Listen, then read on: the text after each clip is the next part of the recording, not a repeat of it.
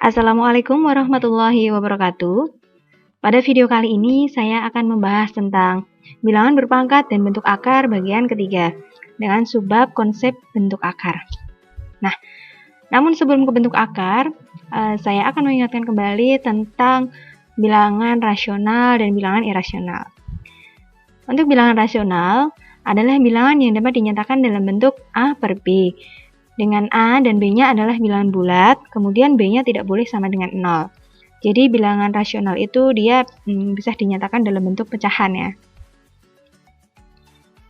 Kemudian untuk bilangan irasional adalah bilangan yang tidak dapat dinyatakan dalam bentuk A per B, dengan A, B-nya adalah bilangan bulat dan B-nya tidak boleh sama dengan 0. Kalau bilangan rasional itu bisa dijadikan pecahan, tapi kalau bilangan irasional dia tidak bisa dijadikan pecahan. Nah, baru kita masuk ke bentuk akar. Bentuk akar sendiri itu adalah akar dari bilangan rasional yang hasilnya merupakan bilangan irasional. Contohnya, akar 2. Akar 2 itu adalah bentuk akar ya. Karena 2 itu bukan merupakan bilangan kuadrat ya. Ada lagi contohnya, bentuk akar itu adalah akar 3 dan akar 5. Nah, kalau yang bukan bentuk akar, lalu contohnya apa dong? Nih, akar 4. Nah, akar 4 itu adalah bukan bentuk akar, karena 4 itu kan merupakan bilangan kuadrat, ya. Jadi, 4 itu diperoleh dari perkalian 2 kali 2. Jadi, akar 4 hasilnya adalah 2. 2 sendiri itu adalah bilangan rasional. Kok bisa bilangan 2 dikatakan rasional? Dia kan bentuknya tidak pecahan di situ. Nah, gini, jadi 2 itu dia bisa dinyatakan dalam bentuk pecahan, yaitu 2 per 1, ya, atau 6 per 3, atau 4 per 2, hasilnya kan sama-sama 2. Nah, kalau dia bisa dinyatakan dalam A per B, maka dia disebut bilangan rasional. Contoh lagi, akar 9. Nah, 9 itu kan juga merupakan bilangan kuadrat. Nah, berarti akar 9 itu juga bukan bentuk akar, karena hasilnya adalah 3, dan 3 adalah bilangan rasional. Nah, masuk ke menyederhanakan bentuk akar. Ingat kembali di pertemuan minggu lalu, kalau saya punya akar 5, kemudian dia disuruh menjadikan ke dalam bentuk pangkat, ya, ke dalam bentuk pangkat, maka pangkatnya menjadi 5 pangkat setengah. Ya, angka 1 dan angka 2 dalam bentuk akar kuadrat itu tidak ditulis ya. Kemudian untuk yang kedua, ada akar pangkat 5 dari 32. Nah, untuk menyelesaikan ini, angka 32 ini harus kita harus kita sederhanakan dulu ya menjadi bentuk pangkat, yaitu 2 pangkat 5. Nah, kalau sudah seperti ini, berarti tinggal kita jadikan ke bentuk pangkat pecahan. Jadinya 2 pangkatnya 5 per 5. 5 per 5, hasilnya kan 1 ya, jadinya 2 pangkat 1. 2 pangkat 1 adalah 2. Kemudian, contoh yang ketiga. Akar pangkat 3 dari 9. Sama dengan tadi ya, 9 ini kita jadikan bentuk perpangkatan dulu, yaitu 3 pangkat 2. Kalau sudah seperti ini, baru kita jadikan ke bentuk pangkat pecahan, yaitu 3 pangkatnya 2 per 3. Itu ya. Jadi yang di bawah tanda akar, dia dibagi dengan yang ada di luar akar, 2 per 3. Yang ini tadi pun juga sama, 5 per 5. Kebetulan angkanya sama. Nah, yang atas pun juga sama ini ya. 1 kan yang ini, 1. Kemudian dibagi dengan 2. Karena ini adalah akar pangkat 2. Kalau tidak ditulis itu namanya akar pangkat 2. Gitu ya. Nah, setelah mengingat kembali, sekarang kita masuk ke bentuk akar 12. Nah, kalau kita menyederhanakan bentuk akar seperti ini gimana caranya? Oke. Kita ingat dulu ya, tabel perkalian bentuk kuadrat. Ada 2 kuadrat hasilnya 4, 3 kuadrat hasilnya 9, 4 kuadrat hasilnya 16, 5 kuadrat hasilnya 25, 6 kuadrat hasilnya 36, 7 kuadrat 49, 8 kuadrat 64, 9 kuadrat 81, dan 10 kuadrat adalah 100. Nah, ini adalah dasar-dasar bilangan kuadrat.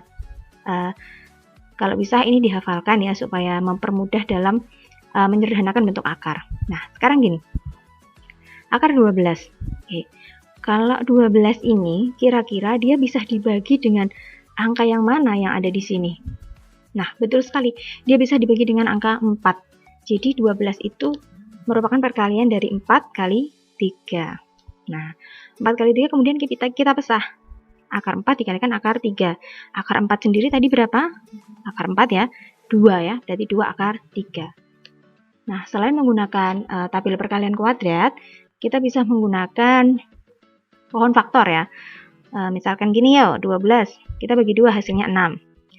6 kita bagi 2 nih, hasilnya 3. Kemudian 3 kita bagi 3 hasilnya 1. Lalu kita susun perkalian faktornya. Berarti 12 itu faktornya adalah 2 pangkat 2 dikalikan 3 dikalikan 1. Satunya nggak usah kita tulis ya. Nah, sudah ada 2 pangkat 2 kali 3. Kita pisah akarnya. Akar 2 pangkat 2 dikalikan dengan akar 3. Ingat ya, kalau ada 2 pangkat 2, di sini akarnya tidak ditulis, berarti sini angkanya berapa? 2 ya. 2 bagi 2 hasilnya 1. Berarti 2 akar 3. Hasilnya sama ya dengan yang di atas. Silahkan nanti dipilih lebih mudah yang mana untuk anak-anak mengerjakan. Gitu ya. Untuk lebih jelasnya lagi, saya kasih contoh soal satu kali lagi. Akar 48. Berapa hasilnya kira-kira? Saya tampilkan dulu tabel perkalian kuadrat. Nah, coba difikirkan dulu kira-kira 48 itu bisa dibagi dengan angka berapa? Ya, betul sekali. Angka 48 itu bisa dibagi dengan angka 16 ya. Jadinya 16 dikali, sisanya adalah 3. Betul, 16 kali 3. Lalu nanti kita pisah ya, akar 16 sendiri, akar 3 sendiri. Akar 16 berapa? 4. Sisanya adalah tetap akar 3, berarti 4 akar 3. Kalau dengan pohon faktor, gimana Bu? Kita coba dengan pohon faktor ya. Nah, akar 48 bagi 2, 48 bagi 2, 24. Bagi 2 lagi, 12. Bagi 2 lagi, 6. Bagi 2 lagi, 3. Bagi 3 hasilnya 1. Kalau sudah seperti ini, kita susun faktornya. Berarti 48 itu faktornya 2 pangkat 4 kali 3 kali 1. Gitu ya. Nih. 2 pangkat 4 kali 3. Satunya nggak usah ditulis. Kita pisah ya, berarti akar 2 pangkat 4 dikalikan akar 3. Ingat, di sini berarti artinya 2 ya.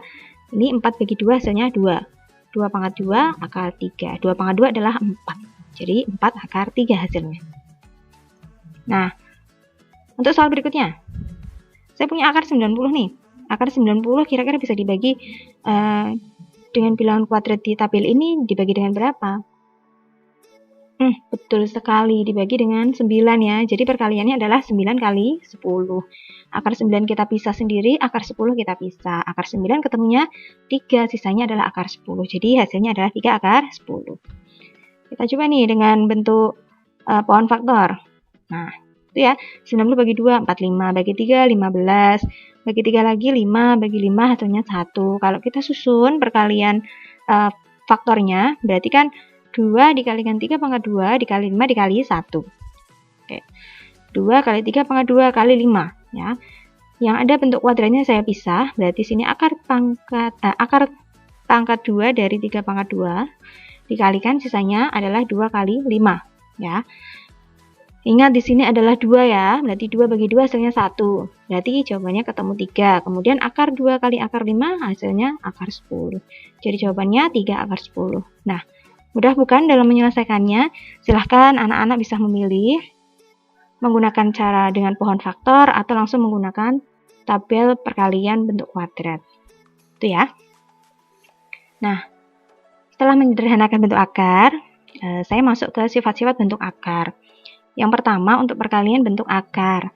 Akar A dikalikan dengan akar B. Berarti hasilnya adalah perkalian AB. Ya, di bawah tanda akar semuanya. Yang kedua adalah pembagian bentuk akar. Akar A dibagi akar B. Hasilnya adalah bisa kita kerjakan langsung di akar semua, A per B gini ya. AB-nya lebih besar sama dengan 0 semua. Kemudian untuk yang ketiga, A akar C ditambah dengan B akar C. Sama-sama yang angka di bawah tanda akar itu sama-sama C ya. Jadi kita bisa menjumlahkan angka yang ada di depannya nih. A ditambah B, kemudian dikalikan dengan akar C. Nih yang terakhir ya. Ada A akar B dikalikan dengan C akar D. Oke. Semuanya beda ya, berarti ini nanti yang ada di luar akar ya dikalikan yang ada di luar akar, berarti A kali C, kemudian yang di dalam akar juga dikalikan yang di dalam akar, berarti B kali D. Itu ya. Masih ada satu lagi, A akar B dibagi dengan C akar D. Sama dengan perkalian ya, angka yang di luar akar bisa kita kerjakan pembagiannya dulu, kemudian yang di bawah tanda akar bisa kita jadikan satu di sini. B per D. Nah, di mana B-nya lebih besar dari 0, D-nya juga lebih besar dari 0. Nah, kita ke contoh soal ya. Soal yang pertama, hitunglah akar 200 dikurangi akar 50 ditambah dengan akar 32. Oke. Soalnya sudah saya tulis ya. Ingat cara menyederhanakan bentuk akar yang tadi ya. Saya menggunakan saya menggunakan tabel perkalian kuadrat ya.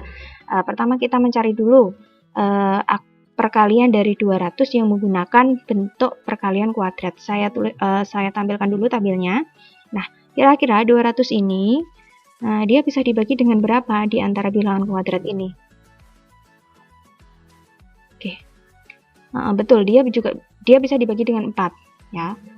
Tapi masih ada selain 4 itu ada bilangan yang lebih besar lagi yang bisa dibagi dengan 200.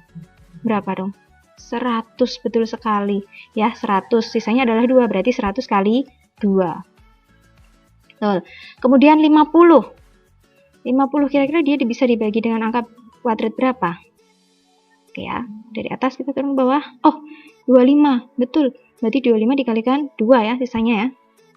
Oke. Sekarang untuk 32, kita cari dulu 32, dia bisa dibagi dengan angka berapa? Dari sini ya, sudah ketemu ya, dia bisa dibagi dengan angka 4. Betul nggak dibagi angka 4? Kira-kira masih ada yang lebih besar lagi nggak untuk pembagi angka 32 itu? Coba kita turun dulu ya. Sini, stop sampai di sini. 32 ternyata dia bisa dibagi dengan 16 ya. Nah, betul. 16 dikali 2 hasilnya 32. Ya, sampai sini kita selesaikan. Untuk yang 100 kali 2 ya, berarti kita bisa akar 100 kali akar 2. Yang 25 kali 2 juga kita bisa akar 25 kali 2 ditambah dengan akar 16 kali akar 2. Nah, dari sini nih bisa sekarang kita simpulkan nih. Akar 2-nya, akar 100 itu berarti berapa? 10 akar 2. Kemudian akar 25 adalah 5 kali akar 2 berarti 5 akar 2. 16 akar 2.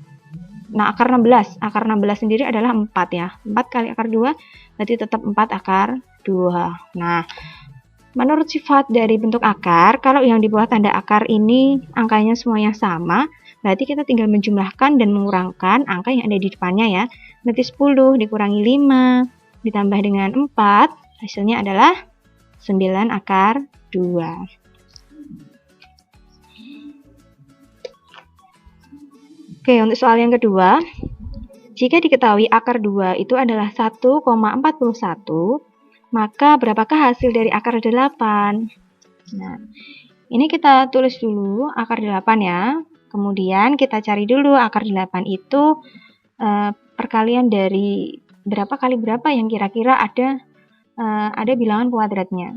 Nah, coba lihat di tabel itu. Akar 8 berarti bisa hasil perkalian dari ini ya, 4 kalikan 2. Akar 4 saya pisah, akar 2 saya pisah. Akar 4 sendiri jawabannya adalah 2.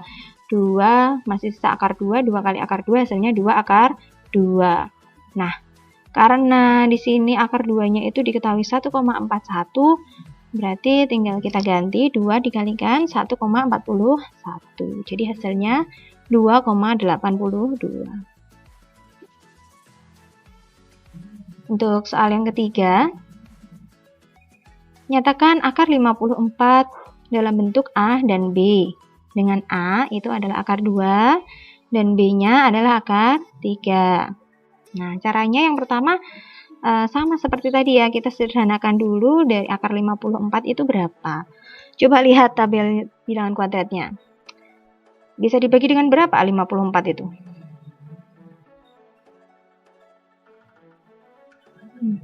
Bisa dibagi dengan 9 ya.